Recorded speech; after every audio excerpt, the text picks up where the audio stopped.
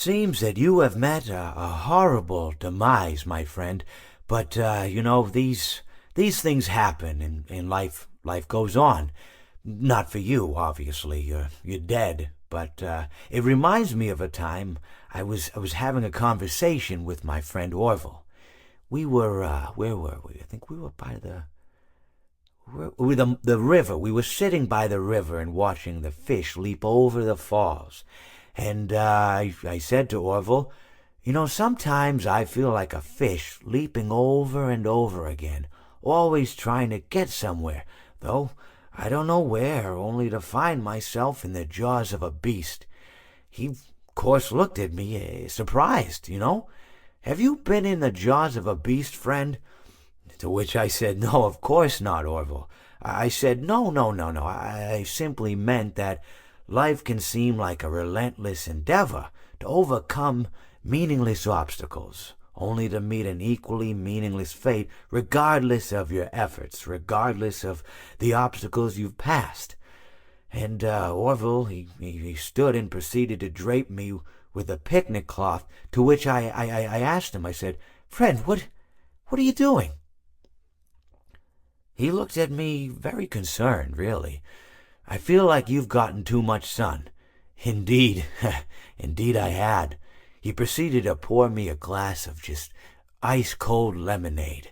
Ooh, you ever mix it with iced tea? You do like a little half lemonade, half... Ooh, you should try it some... Well, you can't because you're dead. But anyways, so you may be asking yourself, how did I go from sitting by the falls and drinking lemonade to being wedged in the air duct? Not only with Orville, but with an entire assortment of fruity-colored friends.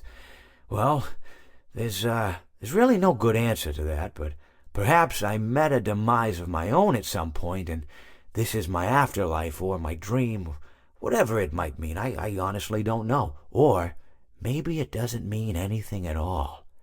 Maybe it doesn't mean anything at all. Seems that you have met your end. Oh, what a pity. I don't feel too bad about it, though. After all, if it weren't me, it would have just been one of the others, I guess. I'm honestly just glad to be out of those air ducts. It's not easy for a hippopotamus to fit up there, and not easy to get down either, and not as young as I used to be, as you can see. I used to be able to do all the sorts of things. You're young, you're vibrant, you have that sort of pep in your step. It reminds me of a conversation I was having with one of my good friends, Orville. We were having a nice picnic one day. I believe it was summer. No, perhaps it was... Was it the fall? Yes. It was the fall because the leaves had turned already. But I said to Orville, I says, Orville, I have a story to tell you. And Orville looked at me, kind of odd and said, what's it about? I said to him, not every story has to be about something, Orville. Sometimes a person just wants to talk. Why does everything have to be a story? I said to him. He just looked at me and he said, well, you said you had a story. And, he was quite right. I did, in fact. I told him I had a story. I suppose if a person just wants to talk, then it's best to not announce that you're telling a story. Telling a story does come with its own pressures and expectations, I suppose. After all, if you're just talking to a friend, then there's no more expectations than if you were talking into the wind. Words by themselves aren't expected to carry, aren't expected to stick.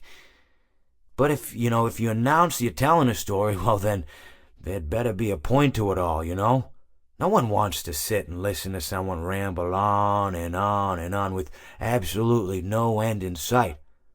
So, it's good to be mindful that when you tell someone that you're about to tell a story, that you have something to say. Telling someone that you're going to tell them a story is tantamount to asking them to stop what they're doing and pay attention.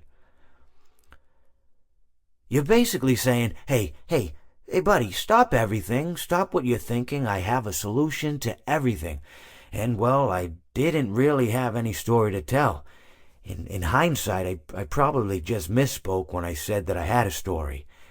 I think it would have just been better to tell Orville that I wanted to tell him something rather than tell him that I had a story.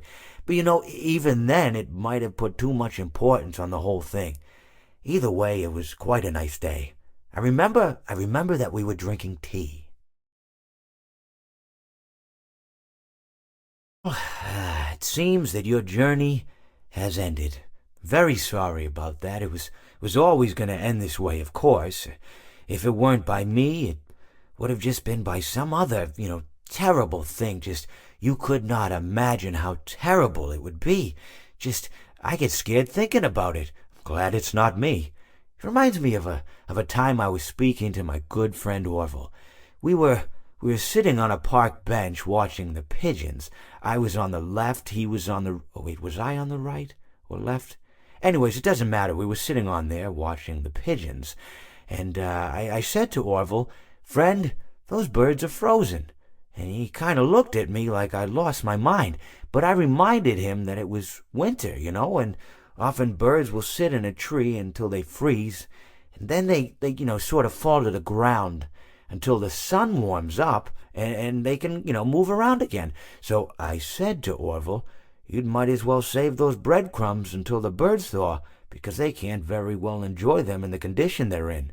To which he asked what I meant, and asking what condition the crumbs should be in before he threw them to the birds, assuming that I meant the birds couldn't enjoy the breadcrumbs in the condition that the crumbs were in, when in fact I had meant the birds could not enjoy them in the condition that the birds were in, considering that the birds were frozen. So he took a moment and then threw his last handful onto the ground. I said to him, "Orville, why did you throw the breadcrumbs to the birds when I just told you they're frozen?" To which he responded, "The breadcrumbs are not frozen." Again, misunderstanding my words.